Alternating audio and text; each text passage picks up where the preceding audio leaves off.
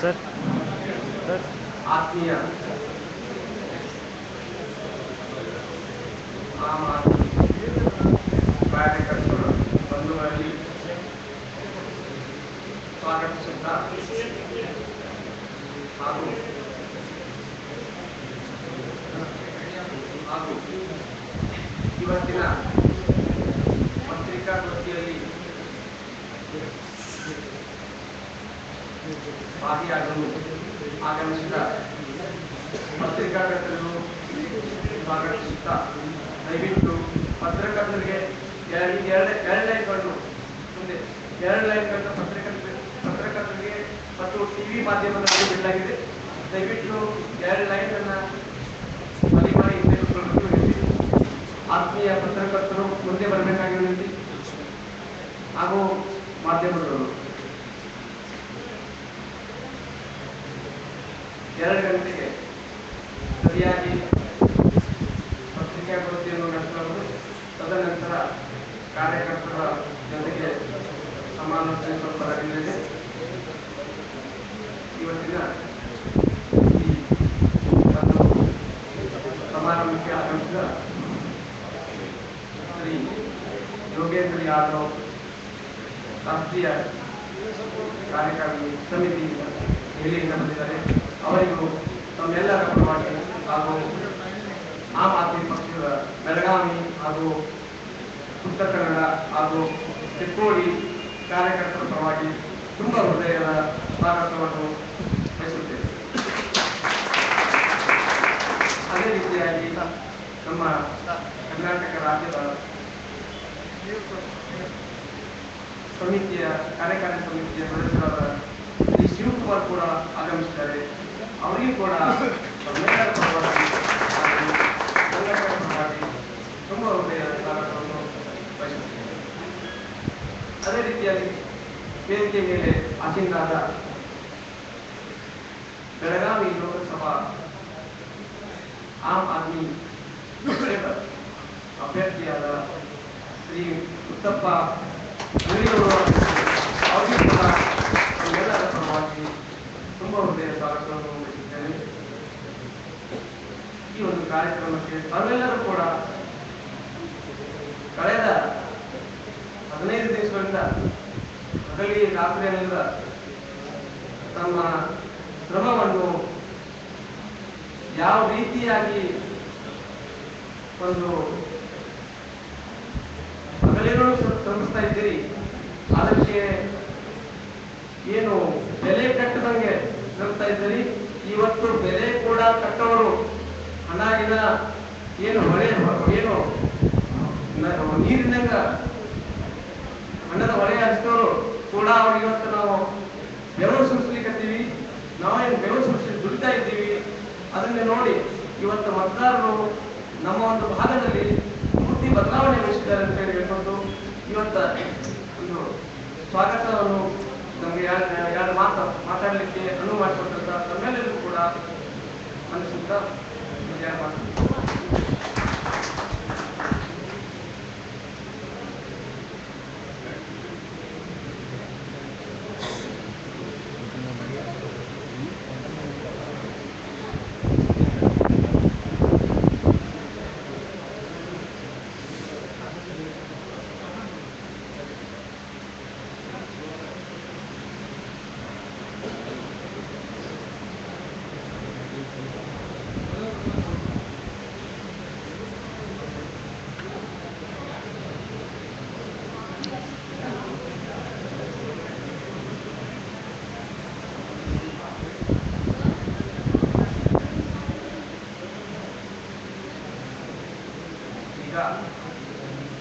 ಕಾರ್ಯಕರ್ತರಿಂದ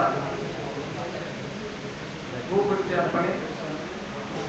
ಮೊದಲನೇದಾಗಿ ಶ್ರೀ ಡಿ.ಎಂ. ಮಲ್ವಿ, ಕರ್ನಾಟಕ ರಾಜ್ಯ ರೈತ ಸಂಘದ ಬೆಳಗಾವಿ ಜಿಲ್ಲೆಯ ಅಧ್ಯಕ್ಷರಾದಂಥ ಇವರು ಶ್ರೀ ಯಾದವ್ ಅವರಿಗೆ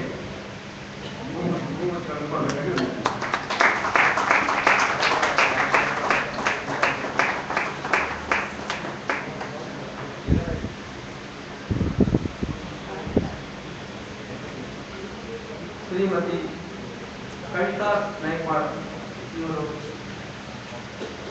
ಶ್ರೀ ಶಿವಕುಮಾರ್ ಅವರಿಗೆ ಹೂಗುಚ್ಛಗಳನ್ನು ಅರ್ಪಿಸಬೇಕಾಗಿ ವಿನಂತಿ.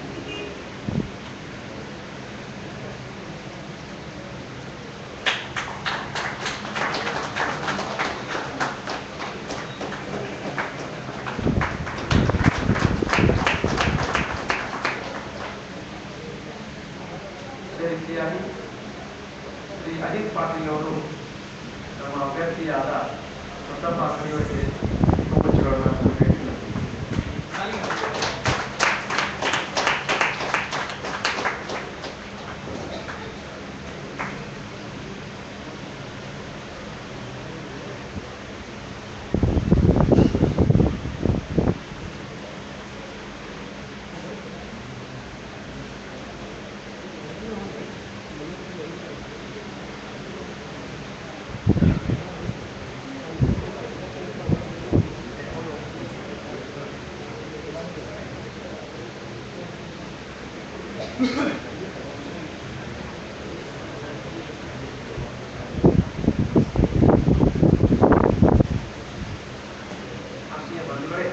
ಸರಿಯಾಗಿ 2 ಗಂಟೆಗೆ ಪತ್ರಿಕಾಗೋಷ್ಠಿ ಪ್ರಾರಂಭವಾಗುತ್ತದೆ. ಅದಕ್ಕೂ ಮುನ್ನ ಶ್ರೀ ಶಿವಕುಮಾರ್ ಅವರು ಒಂದೆರಡು ಮಾತನ್ನ ಕಾರ್ಯಕರ್ತರಿಗೆ ಹೇಳಬೇಕಾಗಿದೆ.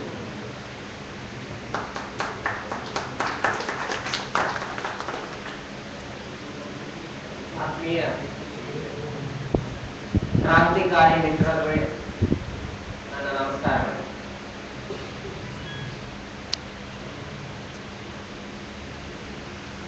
ಇಲ್ಲಿವರೆಗೂ ಇಡೀ ಭಾರತ ಜನ, ವಿಶೇಷವಾಗಿ ನಮ್ಮ ಕರ್ನಾಟಕದ ನಾಗರಿಕರು ರಾಜಕೀಯವಾಗಿ ಏನು ಪಲಾಯನ ಕಂಡಿಲ್ಲ. ಕಂಡಿದ್ದೆಲ್ಲ ಭ್ರಷ್ಟಾಚಾರ, ಲೂಟಿ, ದರೋಡೆ. ರಾಜಕೀಯ ಪಕ್ಷಗಳು ಎಲ್ಲವೂ ಕೂಡ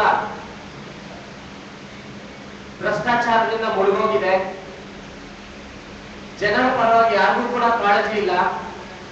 ರಾಜಕೀಯ ಅಂದ್ರೆ ಕಲುಷಿತ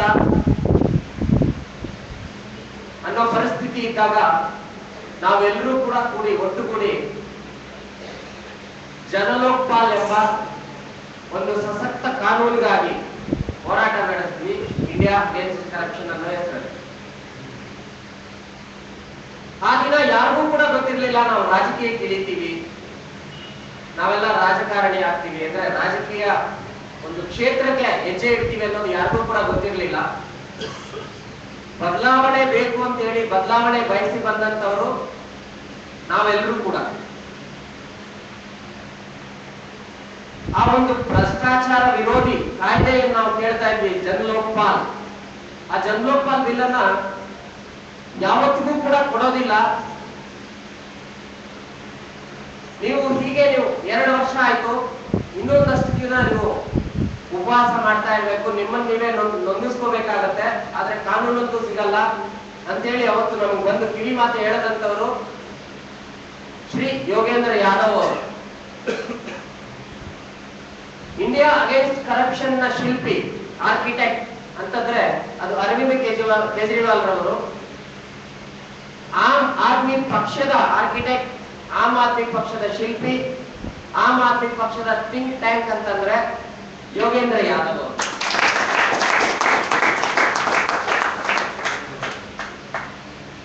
ಇವತ್ತು ಅವರು ರೂಪಿಸಿಕೊಟ್ಟಂತ ವಿಷಯದಲ್ಲಿ ಅವರ ಪರಿಕಲ್ಪನೆಯಂತೆ ಈ ಪಕ್ಷ ಮುನ್ನಡೀತಾ ಇದೆ, ನಾವೆಲ್ಲರೂ ಮುನ್ನಡೆಸ್ತಾ ಇದ್ದೀವಿ. ಇದರಲ್ಲಿ ನಾವೆಲ್ಲರೂ ಕೂಡ ಸಮಾನರು. ಯೋಗೇಂದ್ರ ಯಾದವ್ ಅವರಿಗೆ ಎಷ್ಟು ಜವಾಬ್ದಾರಿ ಇದೆಯೋ, ಶಿವಕುಮಾರ್ ಎಷ್ಟು ಜವಾಬ್ದಾರಿ ಇದೆಯೋ, ಮುತ್ತಪ್ಪ ಅಂಗಡಿ ಅವರಿಗೆ ಎಷ್ಟು ಜವಾಬ್ದಾರಿ ಇದೆಯೋ, ಅಷ್ಟೇ ಜವಾಬ್ದಾರಿ ನಿಮ್ಮೆಲ್ರಿಗೂ ಕೂಡ ಇದೆ. ಇದು ರಾಜಕೀಯ ಪಕ್ಷವಲ್ಲ, ರಾಜಕೀಯ ಚಳುವಳಿ. ಇದು ಬದಲಾವಣೆಯ ಸಮಯ. ಇಡೀ ದೇಶಾದ್ಯಂತ ಸುಮಾರು 426 ಅಭ್ಯರ್ಥಿಗಳನ್ನ ಕಣಕ್ಕಿಳಿಸಿದೆ ಆಮ್ ಆದ್ಮಿ ಪಕ್ಷ. ಅದರಲ್ಲಿ ಕರ್ನಾಟಕದಲ್ಲಿ ಎಲ್ಲಾ 28 ಲೋಕಸಭಾ ಕ್ಷೇತ್ರಗಳಿಗೂ ಕೂಡ ಅಭ್ಯರ್ಥಿಗಳನ್ನ ಕಣಕ್ಕಿಳಿಸಿದೆ. ಈ ಅಭ್ಯರ್ಥಿಗಳ ಬಗ್ಗೆ ಬಗ್ಗೆ ನಿಮ್ಗೆ ತಿಳಿಸೋದಾದ್ರೆ ಭಾರತೀಯ ಜನತಾ ಪಕ್ಷ ಇವರಿಗೆ ನಾವೇ ವಿಕಲ್ಪ, ರಾಜಕೀಯ ಶುದ್ಧೀಕರಣ ನಾವೇ ಮಾಡೋದು, ನಮ್ಮಿಂದಲೇ ಆಗೋದು ಅಂತ ಏನ್ ಕೊಚ್ಕೊಂತಾರೆ, ಅವರು ಎಲ್ರಿಗಿಂತ ಹೆಚ್ಚು ಅತ್ಯಂತ ಡೇಂಜರಸ್, ಅಪಾಯಕಾರಿ ಅಪರಾಧಗಳಲ್ಲಿ ತೊಡಗಿಸಿಕೊಂಡಿರ್ತಕ್ಕಂಥ ಕ್ರಿಮಿನಲ್ ಕ್ಯಾಂಡಿಡೇಟ್ಗಳು 9 ಜನರನ್ನ ಕಣಕ್ಕಿಳಿಸಿದ್ದಾರೆ. 25 ಕ್ಯಾಂಡಿಡೇಟ್ಗಳನ್ನ ಹಾಕಿರ್ತಕ್ಕಂಥ JDS 8 ಜನರನ್ನ ಕಣಕ್ಕಿಳಿಸಿದೆ. ಇವರೆಲ್ಲರೂ ಕೂಡ ಜೈಲಲ್ಲಿ ಇರ್ತಕ್ಕಂಥವ್ರು. ಕಾಂಗ್ರೆಸ್ ನಾನ್ಯಾರಿಗೂ ಕಮ್ಮಿ ಇಲ್ಲ, ನಾನು ಕೂಡ ಹಾಗೇನೆ ಅಂತ ಹೇಳಿ ಅವರು ಒಂದು 6 ಜನರನ್ನ ಇಳಿಸಿದ್ದಾರೆ. ಬೇರೆ ಇಂಡಿಪೆಂಡೆಂಟ್ ಕ್ಯಾಂಡಿಡೇಟ್ ಅವರು ಇವರೆಲ್ಲ ಸೇರಿದ್ರೆ ಸುಮಾರು 100 ಚಿಲ್ಲರೆ ಜನ, 118 ಅನ್ಕೊಂತೀನಿ, ಮಹಾ ಅಪರಾಧಿಗಳು ಕಣದಲ್ಲಿದ್ದಾರೆ. ಅತ್ಯಂತ ಅರ್ಹತೆಯುಳ್ಳ ಕಳಂಕರಹಿತ ಅಭ್ಯರ್ಥಿಗಳನ್ನ, ಕ್ಲೀನ್ ಕ್ಯಾಂಡಿಡೇಟ್ಗಳನ್ನ ಕಣಕ್ಕಿಳಿಸಿರ್ತಕ್ಕಂಥ ಏಕೈಕ ಪಕ್ಷ ಆಮ್ ಆದ್ಮಿ ಪಕ್ಷ. ಆ ನಿಟ್ಟಿನಲ್ಲಿ ನಿಮಗೂ ಕೂಡ ಒಂದು ಒಳ್ಳೆ ಅಭ್ಯರ್ಥಿಯನ್ನ, ಬೆಳಗಾವಿಗೆ ಒಂದು ಒಳ್ಳೆ ಅಭ್ಯರ್ಥಿಯನ್ನ, ಒಂದು ಕ್ರಾಂತಿಕಾರಿಯನ್ನ, ನಮ್ಮ ಪಕ್ಷದಲ್ಲೇ ವಾಲಂಟಿಯರ್ ಆಗಿ ತೊಡಗಿಸ್ಕೊಂಡಿದ್ದಂತ ಮುತ್ತು ಅಂತ ಕರೆಯುವಂತ ಮುತ್ತಪ್ಪ ಸಿ ಅಂಗಡಿಯವರನ್ನ ಕ್ಯಾಂಡಿಡೇಟ್ ಆಗಿ ಆಮ್ ಆದ್ಮಿ ಪಕ್ಷ ಕೊಟ್ಟಿದೆ.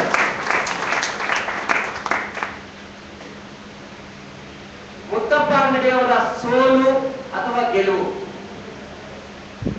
ಆಮ್ ಆದ್ಮಿ ಪಕ್ಷದ ಅಥವಾ ನಿಮ್ಮ ಸೋಲು ಗೆಲುವು ಅಲ್ಲ, ಬೆಳಗಾವಿ ಜನರ, ಬೆಳಗಾವಿಯ ಮತದಾರರ ಸೋಲು ಗೆಲುವು. ಅವರಿಗೆ ನೀವು ಮನದಟ್ಟಿಸಬೇಕು, ಇದನ್ನ ಮನೆ ಮನೆಗೆ ಹೋಗಿ ಈ ವಿಚಾರವನ್ನ ತಿಳಿಸಬೇಕು. ನೀವು ಇನ್ನು 3 ದಿನ ಮಾತ್ರ ಉಳಿದಿದೆ. ಮಧ್ಯದಲ್ಲಿ 17ನೇ ತಾರೀಕು ಎಲೆಕ್ಷನ್ ಇದೆ. ನೀವು ಇಷ್ಟು ದಿವಸ ಕೆಲಸ ಮಾಡಿರ್ತೀರಿ, ಕಷ್ಟಪಟ್ಟಿರ್ತೀರಿ, ಇದಕ್ಕೆಲ್ಲ ಪ್ರತಿಫಲ ಸಿಗ್ಬೇಕು ಅಂದ್ರೆ 17ನೇ ತಾರೀಕು ಬಹಳ ಮಹತ್ವದಿದೆ. ಅವತ್ತಿನ ದಿವಸ ಎಲ್ರೂ ಕೂಡ ತಮ್ಮ ಸ್ನೇಹಿತರನ್ನ, ನಮ್ಮ ವೆಲ್ವಿಷರ್ನ ಯಾರ್ಯಾರಿದ್ದಾರೆ ಅಷ್ಟು ಜನರನ್ನ ಕರ್ಸ್ಕೊಳ್ಳಿ.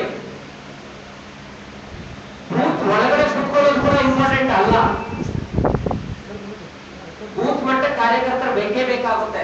ಎಲ್ಲೆಲ್ಲಿ ಇಲ್ಲ, ಎಲ್ಲೆಲ್ಲಿ ಆಗಿದೆ ಸ್ವಲ್ಪ ಮಾತಾಡ್ಕೊಳ್ಳಿ. ಕ್ಯಾಂಪೇನ್ ಮ್ಯಾನೇಜರ್ ಯಾರಿದ್ದಾರೆ, ಲೋಕಸಭಾ ಕ್ಷೇತ್ರದ ರೆಸ್ಪಾನ್ಸಿಬಲ್ ವಾಲಂಟಿಯರ್ಸ್ ಯಾರಿದ್ದಾರೆ, ಒಂದೊಂದು ಟೌನ್ ಅಲ್ಲಿ, ಒಂದೊಂದು ವಿಲೇಜ್ ಅಲ್ಲಿ ಯಾರಿದ್ದಾರೆ ಅವರೆಲ್ಲ ಇಮಿಡಿಯೇಟ್ ಆಗಿ ಫೋನ್ ಮಾಡಿ ಪ್ರತಿಯೊಬ್ಬರು ಕೂಡ ಮಾತಾಡಿ. ಪ್ರತಿ ಬೂತ್ ಅಲ್ಲೂ ಕೂಡ ಆಮ್ ಆದ್ಮಿ ಪಕ್ಷದ ಕಾರ್ಯಕರ್ತ ಇರ್ಬೇಕು.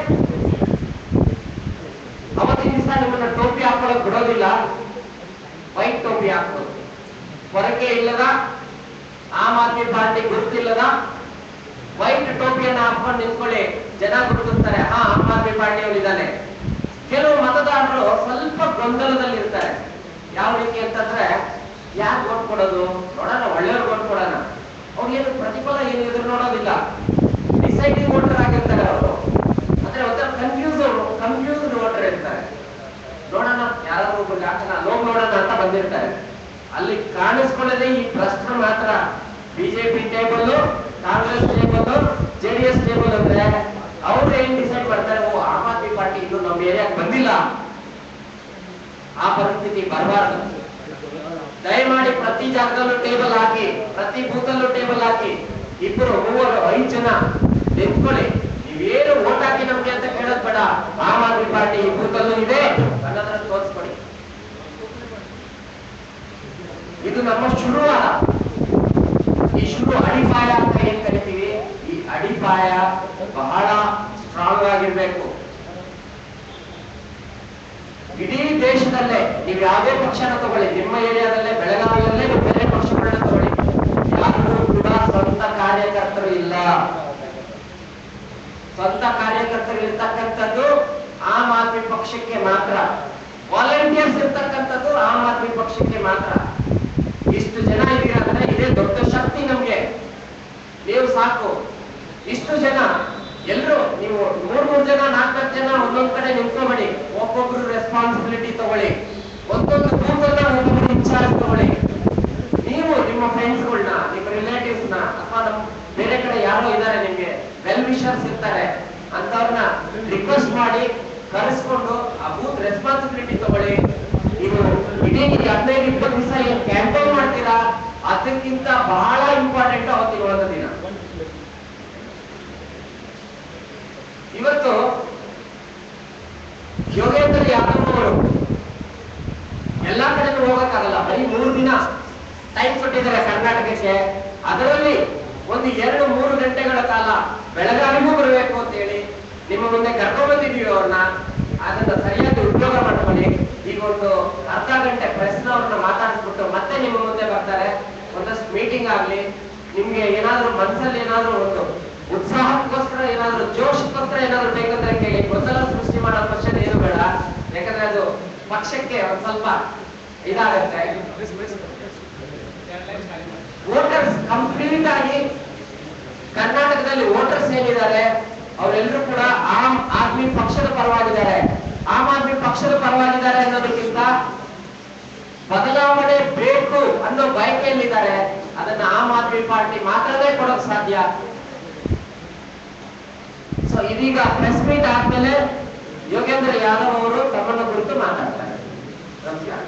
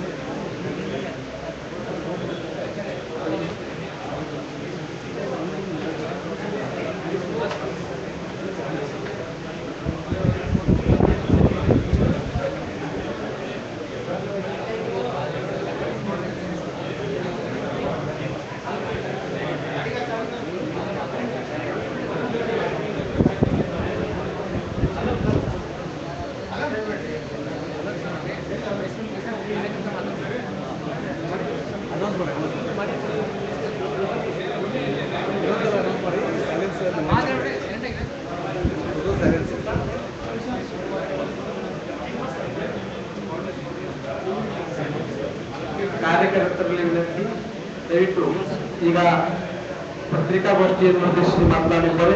ದಯವಿಟ್ಟು ಕಾರ್ಯಕರ್ತರು ಯಾರು ಮಾತಾಡಬಾರ್ದು. ನಮ್ಮ ಹತ್ರ ಯಾರೋ ಕೀ ಒಂದು ಬರ್ದಿದ್ದಾರೆ, ನಮ್ಮ ಹತ್ರ ಇರುತ್ತೆ, ದಯವಿಟ್ಟು ಯಾರಾದ್ರೂ ಕೇಳ್ಕೊಂಡು.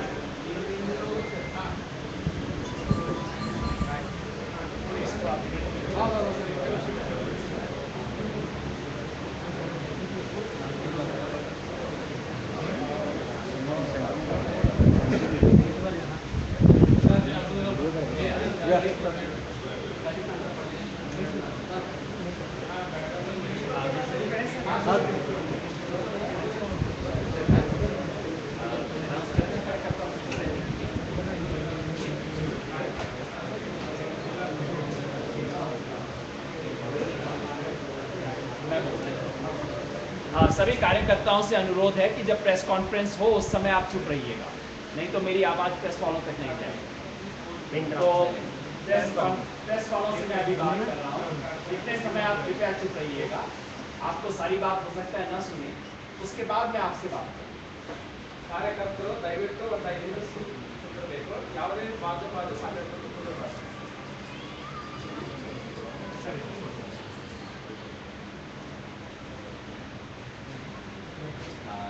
साथियों, हिंदी में बोलूं? हिंदी। मैं यहाँ पे आम आदमी पार्टी के उम्मीदवार श्री मुतप्पा जी के समर्थन करने के लिए आया हूँ। मेरे साथ आम आदमी पार्टी के कर्नाटका राज्य कार्यकारिणी के सदस्य श्री शिव कुमार जी हैं। साथियों, चुनाव हर 5 साल बाद आते हैं, लेकिन देश बदलने का, देश बचाने का मौका मौजूद नहीं है। आम आदमी पार्टी सन 2014 के चुनाव में इस विचार से आई है। सर, इसे डिस्टर्ब करना बंद कर दें, आप छोड़ दीजिए, मैं बात कर सकता हूँ।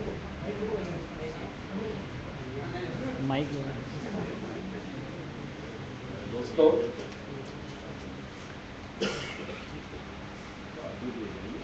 इनके कैमरा में डिस्टर्ब होता है। आप पीछे वाले लोगों को सुनाना चाहते हैं, पर मैं कहीं वीडियो वालों को सुनाना चाहता हूँ। बस आप ऐसा रखिए और डिस्टर्बेंस ना हो। जी, धन्यवाद। मैं दोबारा क्लिक कर देता हूँ।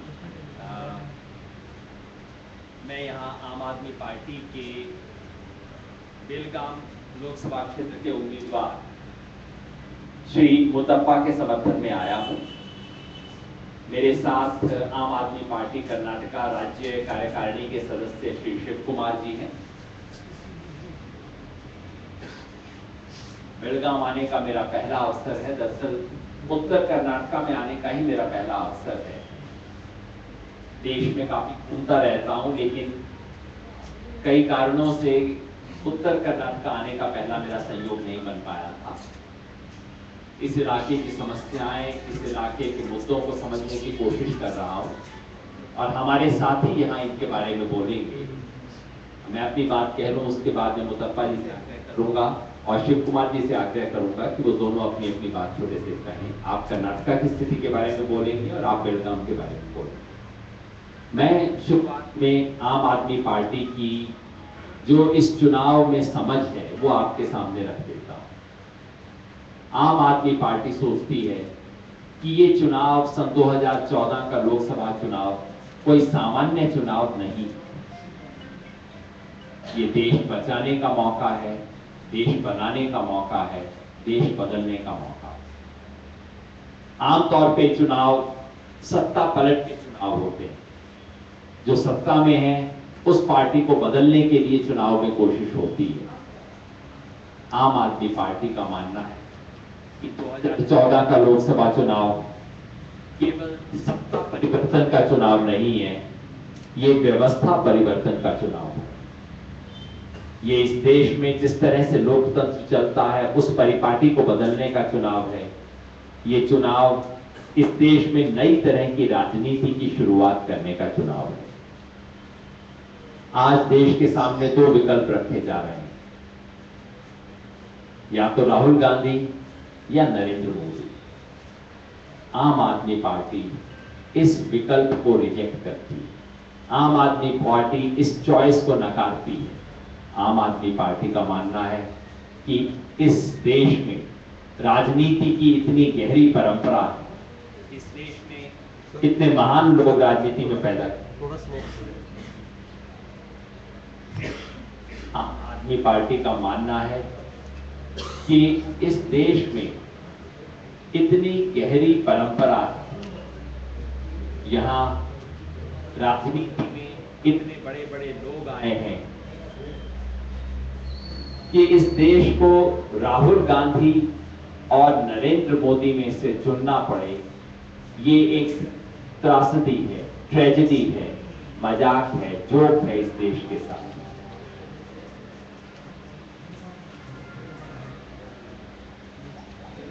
कांग्रेस और यूपीए से इस देश की जनता सिर्फ निराश ही नहीं, गुस्सा, पूरे देश भर में आम जनता का बहुत गुस्सा है इस पार्टी के बारे में।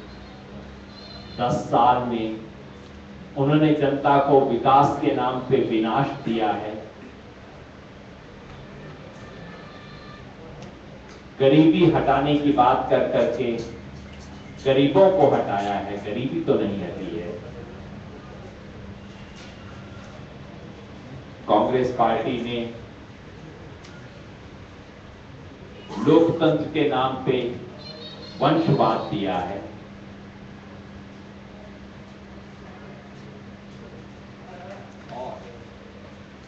सेकुलरिज्म के नाम पर वोट बैंक की राजनीति दी है।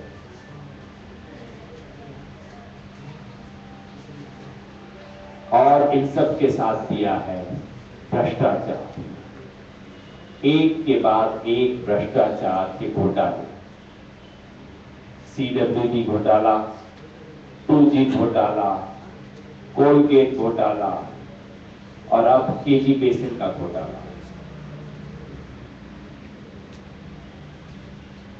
तो जाहिर है देश की जनता ने मन बना रखा है कि कांग्रेस को तो मौका नहीं देना। पूरे देश में जनता कांग्रेस को खदेड़ना चाहती है, बाहर निकालना चाहती है। और ये बात अब कांग्रेस वालों को खुद भी समझ आ गई है। देश के बहुत बड़े हिस्से में कांग्रेस तो मैदान छोड़ के भाग गई है इस चुनाव से।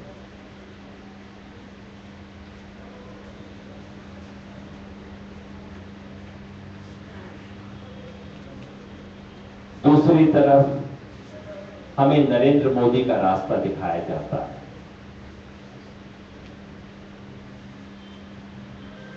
अगर कांग्रेस डेमोक्रेसी की जगह डायनेस्टी देती है तो नरेंद्र मोदी की बीजेपी डेमोक्रेसी की जगह डिक्टेटरशिप देती है।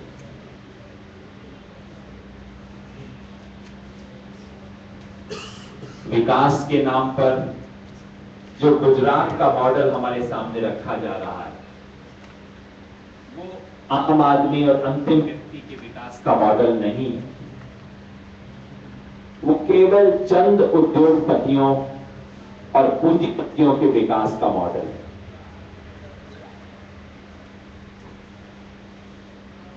अगर कांग्रेस सेकुलरिज्म के नाम पर वोट बैंक की राजनीति करती है तो बीजेपी खुल्लम खुल्ला मेजॉरिटेरियनिज्म या बहुसंख्यक के सांप्रदायिकता का खेल खेलती है। इस देश की आम जनता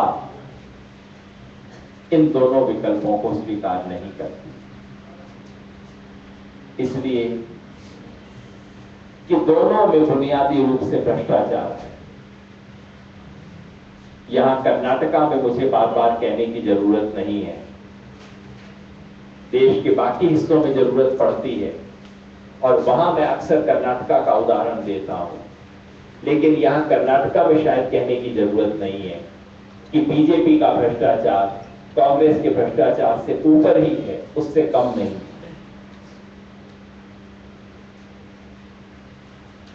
जब बीजेपी की सरकार थी यहां तो जिस तरह का भ्रष्टाचार हुआ वो आप सबसे छुपा हुआ नहीं।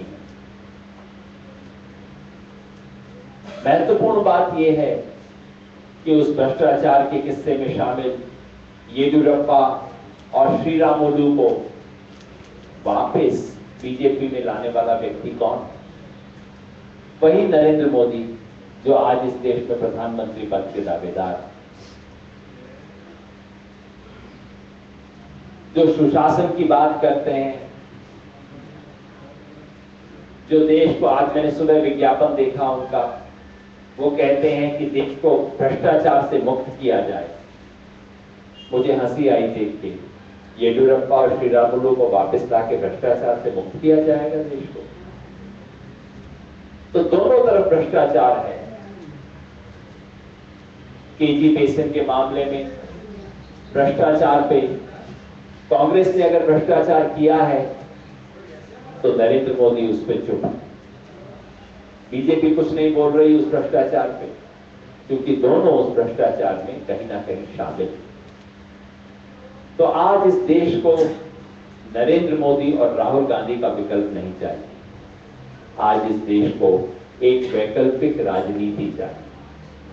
आज इस देश को सत्ता पलट नहीं चाहिए, इस देश को व्यवस्था परिवर्तन चाहिए।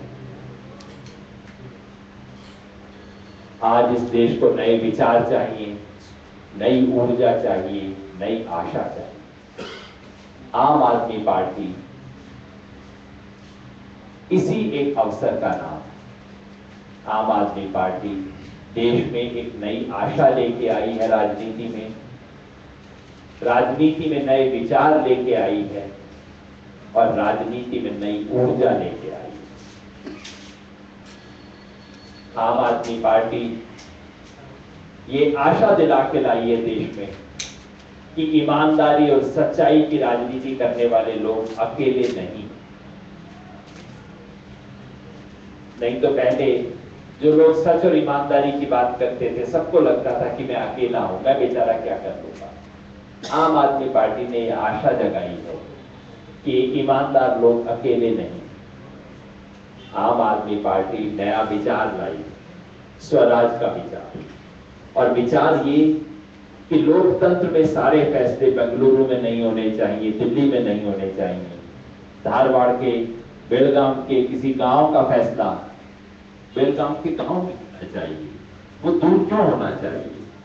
तो सत्ता को वापस ग्राम सभा में दिया जाए, मोहल्ला सभा में दिया जाए।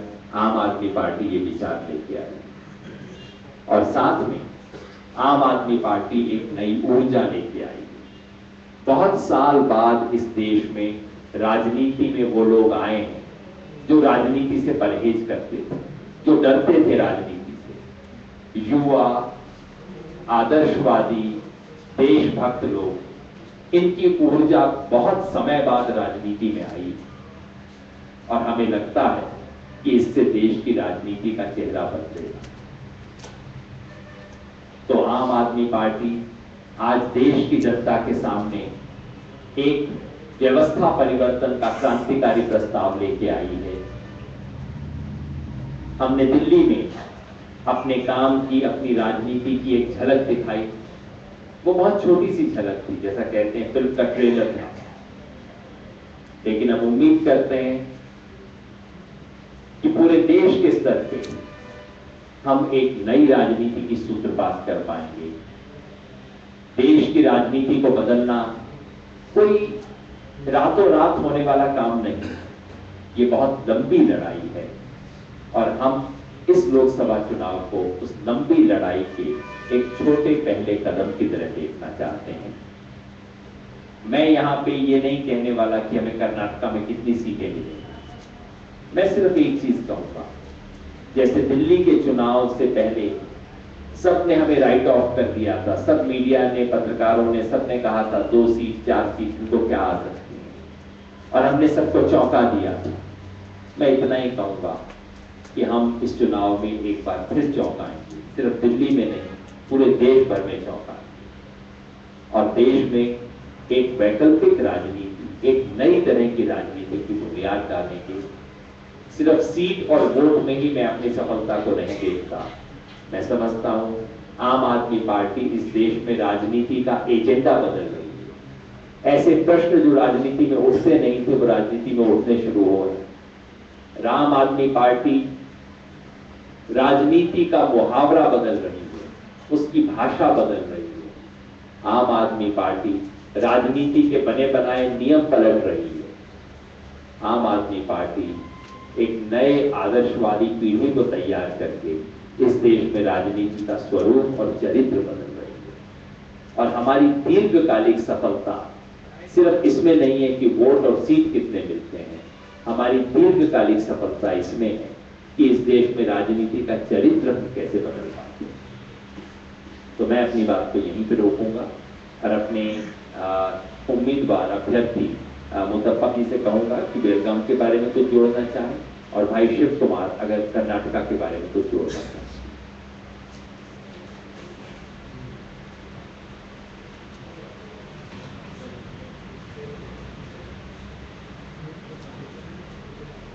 ಪತ್ರಕಾರ ಮತ್ತು ಇಲೆಕ್ಟ್ರಿಕಲ್ ಮೀಡಿಯಾ ಎಲ್ಲರಿಗೂ ನನ್ನ ನಮಸ್ಕಾರಗಳು.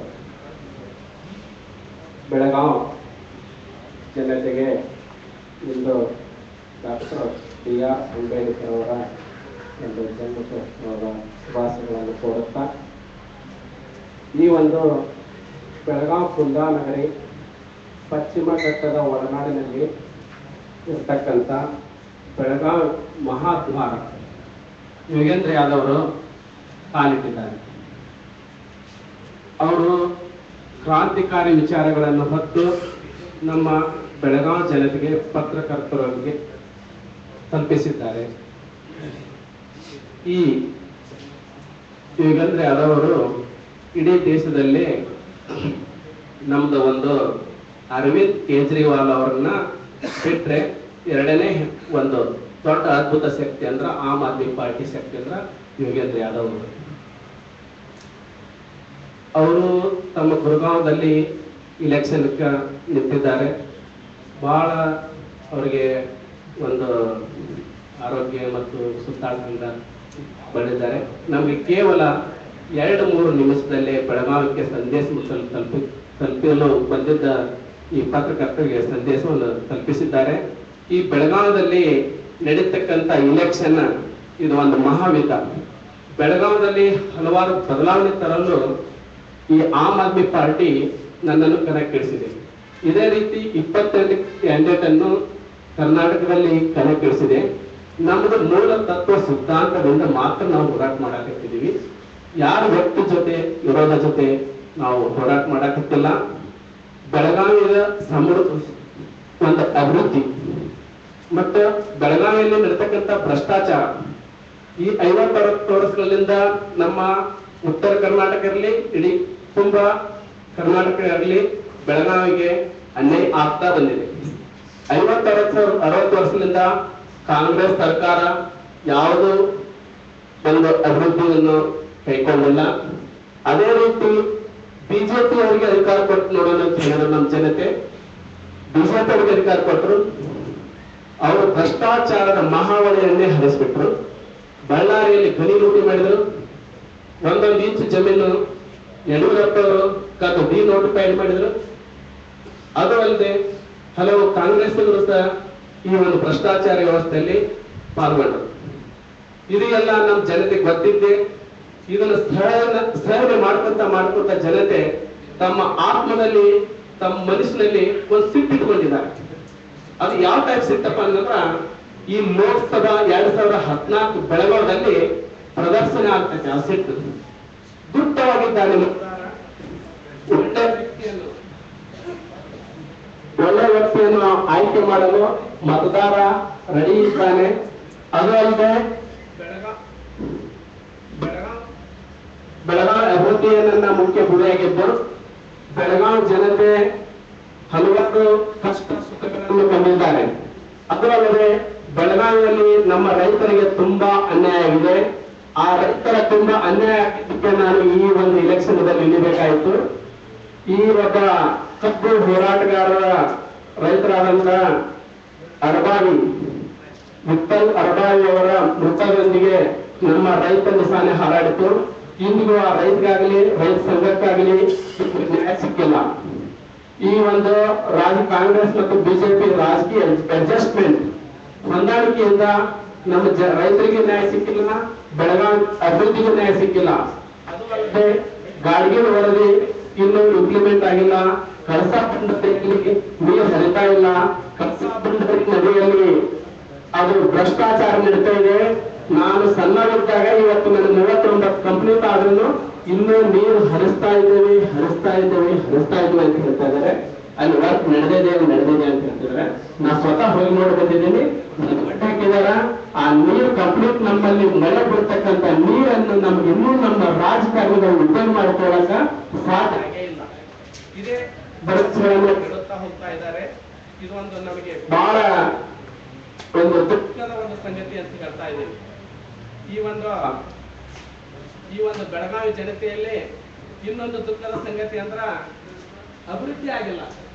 ಯಾವ ಟೈಪ್ ಅಭಿವೃದ್ಧಿ ಆಗಿಲ್ಲಪ್ಪ ಅಂದ್ರ ಮೂಲ ಸೌಕರ್ಯಗಳಿಲ್ಲ, ಇಲ್ಲೇ ಶೌಚಾಲಯಗಳಿಲ್ಲ, ಸರಿಯಾದ ರಸ್ತೆಗಳಿಲ್ಲ. ಆ ನಂತರ ಈ ಆರೋಗ್ಯ ಸಮಸ್ಯೆಯಲ್ಲಿ ಆರೋಗ್ಯದ ಸರ್ಕಾರಿ ಹಾಸ್ಪಿಟಲ್ಗಳು ಡೆವಲಪ್ ಆಗಿಲ್ಲ. ಆ ಸರ್ಕಾರಿ ಹಾಸ್ಪಿಟಲ್ ಭ್ರಷ್ಟಾಚಾರ ನಡೀತಾ ಇದೆ. ಬಸಪ್ಪ ಅನ್ನುವ ಹುಲಿಕಟ್ಟಿ ಒಬ್ಬ ರೈತ ಕಳಸಾ ಬಂಡೂರಿ ಹೋರಾಟದಲ್ಲಿ ಅವರಿಗೆ ಹಾರ್ಟ್ ಅಟ್ಯಾಕ್ ಆಗಿದ್ರೆ ಹಾಸ್ಪಿಟಲ್ದಲ್ಲಿ, ಸರ್ಕಾರಿ ಹಾಸ್ಪಿಟಲ್ ಇದೆ ನಾವು ಎದುರಿರ್ತಕ್ಕಂಥ ಹಾಸ್ಪಿಟಲ್ ತಂದ್ರ ಅಲ್ಲಿ ಯಾವುದು ಸಲಕರಣೆಗಳಿಲ್ಲ. ಮತ್ತ ಅಲ್ಲಿ 2008 ಹೈಕೋರ್ಟ್ ಆರ್ಡರ್ ಪ್ರಕಾರ ಅಲ್ಲಿ ಸ್ಕ್ಯಾನಿಂಗ್ ಮಷೀನ್ ಇಲ್ಲ. ಆ ನಂತರ ಅಲ್ಲಿ ನ್ಯೂರೋ ಸರ್ಜನ್ ಇಲ್ಲ, ಮತ್ತೆ ಕಾರ್ಡಿಕ್ ಇಲ್ಲ. ಮತ್ತೆ ಪ್ರೈವೇಟ್ ಹಾಸ್ಪಿಟಲ್ ದಿನೇ ಬೆಳೀತಾ ಇದೆ. ಈ ಕಾರ್ಪೊರೇಟ್ ಜಗತ್ತು, ಬಿಜೆಪಿ ನರೇಂದ್ರ ಮೋದಿ ಅಂತ ಕಾರ್ಪೊರೇಟ್ ಜಗತ್ತನ್ನು ಬೆಳೆಸ್ತಾ ಇರ್ತಾರೆ. ಮತ್ತು ಸಾಮಾನ್ಯ ಜನರಿಗೆ ಬೇಕಾದಂತ ಶಿಕ್ಷಣ ಮತ್ತು ಆರೋಗ್ಯವನ್ನು ಮತ್ತು ಶೌಚಾಲಯಗಳನ್ನು, ರಸ್ತೆಯನ್ನು, ಕುಡಿಯಲು ನೀರು ಮತ್ತು ರೈತರಿಗೆ ಒಂದು ಒಳ್ಳೆ ಬೆಲೆ ಕೊಡ್ತಾ ಇಲ್ಲ. ಈ ಹೋರಾಟವನ್ನು ಆಮ್ ಆದ್ಮಿ ಪಾರ್ಟಿ ತಲೆಯಲ್ಲಿಟ್ಕೊಂಡು ಮೂಲ ಸೌಕರ್ಯಗಳು ಜನತೆಗೆ ಒಳ್ಳೆಯದನ್ನು ಮಾಡಕ್ಕೆ ಬಂದಿದೆ ಹೊರತು ನಾವು ಯಾರು ವಿರುದ್ಧ ಮತ್ತು ವೈಯಕ್ತಿಕ ನಾವು ಬಂದಿಲ್ಲ. ಈ ವ್ಯವಸ್ಥೆಯನ್ನು ಪರಿವರ್ತನೆ ಮಾಡಕ್ ಬಂದಿವಿ ಹೊರತು ಈ ವ್ಯವಸ್ಥೆ ಪರಿವರ್ತನೆ ಆಗ್ಲೇಬೇಕು. ಅದು ಅಲ್ಲದೆ ಈ ಬೆಳಗಾವಿ ನಗರದ ಎಲ್ಲ ಜನತೆ ನೋಟಾ ಒತ್ತು ಬದಲಿ ಆಮ್ ಆದ್ಮಿ ಪಾರ್ಟಿಗೆ ವೋಟ್ ನೀಡಿದ್ರೆ ನಾ ಬೆಳಗಾವಿ ಅಭಿವೃದ್ಧಿಗೆ ಬದ್ದಿದ್ದೇನೆ ಅಂತೇಳಿ ಎಲ್ಲ ಪತ್ರಕರ್ತರು ಮತ್ತು ಜನತೆ ಮುಂದೆ ನಾನು ಪೂರ್ತಿ ನನ್ನ ಸಂಪೂರ್ಣ ಭರವಸೆ ಅಲ್ಲ, ಇದನ್ನು ಮಾಡಿಕೊಡ್ತೀನಿ ಅಂತ ಹೇಳಿ ನಾನು ಒಂದು ಸಂದೇಶವನ್ನು ನೀಡ್ತಿದ್ದೇನೆ. ಯಾಕಂದ್ರೆ ಪ್ರಜಾಪ್ರಭುತ್ವದಲ್ಲಿ ಒಂದು ಫ್ರೀ ಆದ ಒಂದು ವಾತಾವರಣ ಇರಬೇಕು.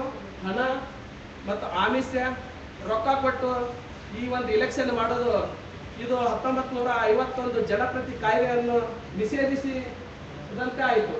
ಯಾಕಂದ್ರೆ ಈ ಒಂದು ವ್ಯವಸ್ಥೆ ಬದಲಾವಣೆ ಆಗಬೇಕು.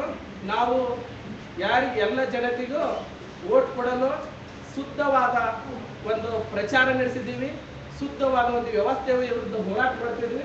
ಎಲ್ಲ ಬೆಳಗಾವಿ ಜನತೆ ನನಗೆ ಈ ಒಂದು ಲೋಕಸಭೆಯಲ್ಲಿ ಆಯ್ಕೆ ಮಾಡಿ ತರಬೇಕೆಂದು ಎಲ್ಲ ಬೆಳಗಾವಿ ಜನತೆಗೆ ಮತ್ತು ಮೀಡಿಯಾ ಎಲ್ಲರಿಗೂ ನಾನು ನಮಸ್ಕರಿಸಿ ಇಲ್ಲಿಗೆ ನನ್ನ ಒಂದು 2 ವಾಕ್ಯಗಳನ್ನು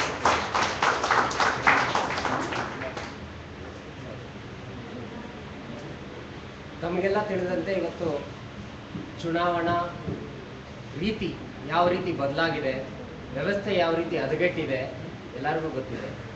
ಈ ರಾಜಕೀಯ ಪರಿವರ್ತನೆ ಆಗಬೇಕು, ಚುನಾವಣಾ ರೀತಿ ಕೂಡ ಬದಲಾಗಬೇಕು. ಎಲೆಕ್ಟರಲ್ ರಿಫಾರ್ಮ್ಸ್ ಕೂಡ ನಮ್ಮ ಬೇಡಿಕೆ ಆಗಿತ್ತು. ಜನಲೋಕಪಾಲ್ ಬಿಲ್ಗಾಗಿ ನಾವು ಹೋರಾಟ ಮಾಡ್ತಿದ್ವಿ, ಅದರ ಜೊತೆಯಲ್ಲಿ ಎಲೆಕ್ಟರಲ್ ರಿಫಾರ್ಮ್ಸ್ ಕೂಡ ನಮ್ಮ ಹೋರಾಟವಾಗಿತ್ತು. ಅದನ್ನ ಕಾನೂನಾಗಿ ತರೋದು ಒಂದು ಕಡೆ ಹೋರಾಟ ಇತ್ತು.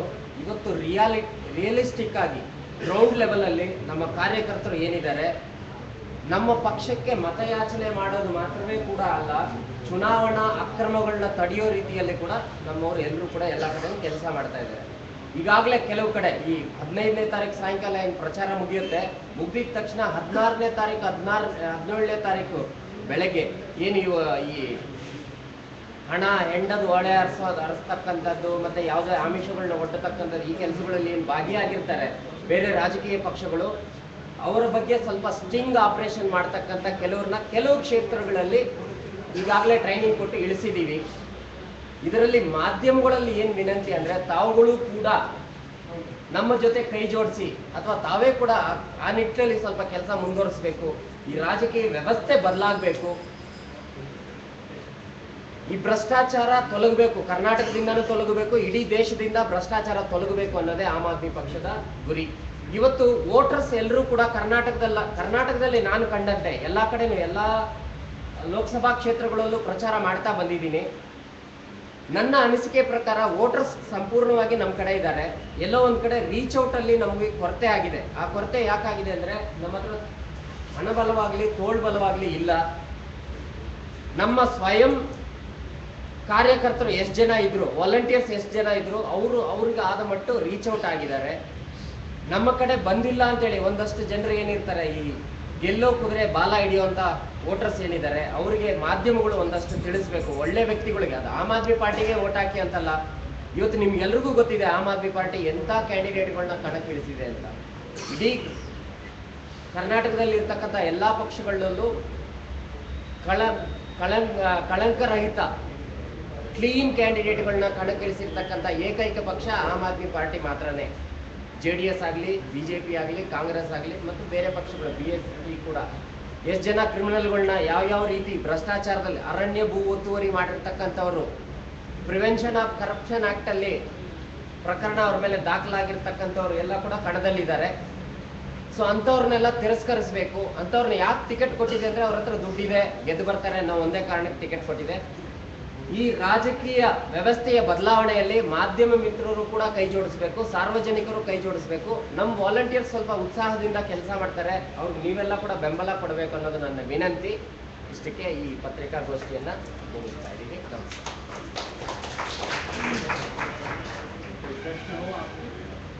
ಏನಾದ್ರು ಪ್ರಶ್ನೆಗಳಿದ್ರೆ ಕೇಳಬಹುದು ಯೋಗೇಂದ್ರ ಯಾದವ್ ಅವರು, ಮಾಧ್ಯಮದವರು.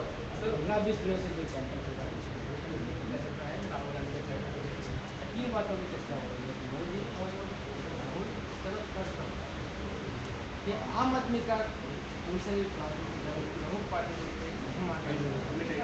इसके पीछे क्या राजनीति?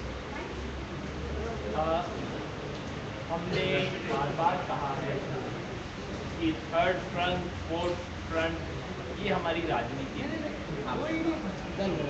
आम आदमी को पार्टी को अपना प्रतिस्पर्धी समझ के बाद भाषण नहीं करती, इसका क्या मतलब? कोई भी दल आम आदमी पार्टी को अपना प्रतिस्पर्धी बता के बात नहीं कर रहा है। उसका एक प्रमुख कारण ये है कि सारी पॉलिटिकल पार्टीज को पता है कि आम आदमी पार्टी से खतरा है। बाकी सबका जो खेल था राजनीति का, उसमें उन्हें एक दूसरे से सेटिंग करना आता है। कांग्रेस और बीजेपी में झगड़ा हो जाए तो किस होटल में जाकर सुलझाना है, उन्हें पता है ये सब। आम आदमी पार्टी इस पूरी सिस्टम में एक नया जानवर आ गया है। ये कब क्या कर देगा इन्हें समझ नहीं आ रहा। तो अब इन सब की समझ ये बनी है कि इसके बारे में बोलना बंद कर, ऐसे चलो मानो ये है ही, यही शायद सबसे प्रभावी तरीका है इसको समाप्त करने। ये सभी पार्टियां करती हैं, लेकिन बीच बीच में घटनाएं होती हैं जिसके कारण उन्हें रिएक्ट करना पड़ता है। लेकिन आप सही कह रहे हैं कि सभी पार्टियों की तरफ से सोच समझ के ये तरीका है कि आम आदमी पार्टी को खत्म करने का तरीका ये है कि इसके बारे में बात करें, और ये भी प्रयास होता है कि मीडिया भी फिर ये बात ना। सर, आम आदमी पार्टी पूरे देश में कितने सीटों में चुनाव लड़ रही है और कितनी सीट आने की उम्मीद है? हम अब तक 430 से अधिक सीटों पे चुनाव लड़ सकते हैं। एग्जैक्ट काउंट मुझे नहीं पता इस वक्त, मगर 430-35 के करीब हम हो गए हैं। और ये जो है कितनी सीटों पर आने की उम्मीद है, इसके बारे में कुछ भी बड़ी बात कही जा सकती है। और इस देश में राजनीति का कायदा ये है कि आप बढ़ चढ़ के कुछ ना कुछ बोलो। मैं वो नहीं करता। मैं सिर्फ इतना कहूंगा कि जो लोग सोच रहे हैं उससे हम बेहतर परफॉर्म करें। जैसे दिल्ली के चुनाव में हमारे बारे में सोचा गया था 2-4, लेकिन आई 28। वैसे ही मैं कहता हूं, जो भी सोच रहे हैं, आपके मन में जो आंकड़ा है, आपके मन में जो आंकड़ा है, आप सोच लीजिए उससे बेहतर आम आदमी परफॉर्म करेगी। और उसका कारण बड़ा सिंपल है। उसका कारण ये है कि हमारी पुरानी राजनीतिक समझ होती है। हम उस पुरानी राजनीतिक समझ में जाति का आंकड़ा जोड़ते हैं, बड़े बड़े परिवार का आंकड़ा जोड़ते हैं, ये सब चीजें जोड़ते हैं। लेकिन एक आम आदमी इस देश का सच्चाई और ईमानदारी के लिए वोट दे सकता है, ये हम अपने समीकरण में शामिल नहीं करते। आम आदमी पार्टी को वो वोट मिलता है, एक साइलेंट वोट मिलता है, जो बूथ पे जाता भी है तो हमारे वर्कर को भी नहीं पता होता कि वो हमारा वोटर है, वो व्यक्ति जाके आम आदमी पार्टी को वोट डालता है। इसलिए जो भी अपेक्षा है उससे बेहतर होगा, चौंकाने वाले परिणाम होंगे, इतना मैं कह सकता हूँ, इससे अधिक मैं नहीं कहूँगा। जहाँ पर कांग्रेस के प्रभावशाली कैंडिडेट है वहाँ पे आम आदमी के कैंडिडेट नहीं कह रहे हैं ऐसे। आप कहाँ की बात कह रहे हो, मैं तो जानता नहीं। अरविंद केजरीवाल जी वाराणसी में जो कह रहे हैं अमेठी में क्यों नहीं है, ऐसा ऐसे कुछ सवाल आ रहे हैं। अमेठी में है ना, अमेठी में सबसे पहले हमने दिया। अब आप पूछेंगे अरविंद केजरीवाल 540 सीट पे क्यों नहीं लड़ रहे चुनाव आयोग, ये तो हम काम नहीं करते ना, एक सीट पे लड़ना है। और जो इस वक्त सबसे प्रमुख दावेदार के रूप में जिस व्यक्ति का नाम लिया जा रहा है, आप ही सब लोग ले रहे हैं, उसके खिलाफ हमने खड़ा कर दिया। वहां खड़ा ना करते तो आप पूछते, मैं समझ सकता था। और राहुल गांधी के खिलाफ तो हमने पहले दिन उम्मीदवार दिया, सबसे पहले उम्मीदवार दिया, और अपने सबसे बड़े नाम को उसके विरुद्ध दिया, कोई हल्का नाम नहीं दिया। हमारे पास दे दे के थोड़े ही लोग हैं, उनको हम कोशिश कर रहे हैं लगाने की। देश को खतरा मोदी से ज्यादा खतरा है या कांग्रेस से ज्यादा खतरा है? ये जो समीकरण बार बार बनाया जाता है, इस सवाल को बार बार पूछा जाता है, मोदी से ज्यादा खतरा या राहुल गांधी से, कांग्रेस से ज्यादा या बीजेपी से, भ्रष्टाचार से ज्यादा या सांप्रदायिकता से, इस तरह से कई बार इस सवाल को पोज किया जाता है। आम आदमी पार्टी हर बार कहती है कि इसमें हम क्यों चुने, ये दो इतने बड़े खतरे, दोनों खतरे हमें अस्वीकार्य हैं, ये दोनों खतरे इतने बड़े हैं कि इस देश के लिए अस्वीकार्य है। इन दोनों में से चुनना पड़े, ये सबसे बड़ा खतरा है इस देश के लिए, और हम इस चॉइस को रिजेक्ट करते हैं, पूरी तरह रिजेक्ट करते हैं। इस देश के भविष्य को देखने के लिए इन दोनों में से किसी एक को भी किंतु परंतु करके चुनना, ये आम आदमी पार्टी की रणनीति, आम आदमी पार्टी की समझ, आम आदमी पार्टी की विचारधारा बिल्कुल नहीं। Sir, you are a well-known, renowned political analyst. Before coming to politics, you have been in the job in a perfect, you have been perfectly everything. So when it comes to this today's situation, आपका analysis कुछ तो होगा sir कि आपका इतना career है, you are known political analyst, you know the mood of the nation. मैं बार बार ये कहता हूँ कि आज से 2 साल पहले मैं भविष्य बताने का काम करता था, आज मैं भविष्य बनाने का काम कर रहा हूँ, और ये बनाने का काम ज्यादा सुंदर है, ज्यादा अर्थपूर्ण है, ज्यादा मेरे लिए जीवन में ज्यादा फुलफिलिंग काम है, और ये करके मैं बहुत खुश हूँ। और यूं ही पहले जो भविष्य बताने का करता था उसमें कुछ विशेष पद्धति और आंकड़े होते थे, सिर्फ अपने मन से नहीं बोलता था, वो आंकड़े आज मेरे पास नहीं है, और मैं खामखा अपने नाम का इस्तेमाल करके वो दावा करूँ, वो शायद उचित नहीं होगा। अगर आंकड़े हों तो मैं जरूर कहूँगा, जहाँ जहाँ है मैंने बोला है, लेकिन जहाँ नहीं है तो मैं उस पर बोलूँ तो उचित नहीं होगा। मैं इतना केवल आपको कह सकता हूँ कि मैंने कहा कि जो लोग अनुमान लगा रहे हैं वो राजनीति के पुराने समीकरण के आधार पर चुनाव अनुमान लगा रहे हैं। आम आदमी पार्टी ने उस पुरानी समीकरण को तोड़ा है, साइलेंट वोटर आम आदमी पार्टी के पास आया है, और इसलिए उसके नतीजे चौंकाने वाले हैं। इतना आज के जो दिल्ली में जो आपके रिजल्ट्स आए, आपको भी बहुत सरप्राइजिंग, बहुत लोग जितने भी प्रेडिक्शंस वगैरह है तो सरप्राइज करते हुए आगे निकलते हैं। उसके लिए कारण क्या, पूरा देश का जो मूवमेंट था नेशनलिज्म को लेकर, दिल्ली में केंद्रित था, तो इस वजह से आप एक फर्टाइल ग्राउंड पर तैयार हो गया। आज अलग अलग कर्नाटक में 28 सीट पर लड़ रहे हैं, लेकिन यहाँ पर ऐसे किसी भी एक भी इशू को लेकर आपकी पार्टी में यहाँ पर कोई मूवमेंट नहीं हुआ जिस तरीके से दिल्ली में।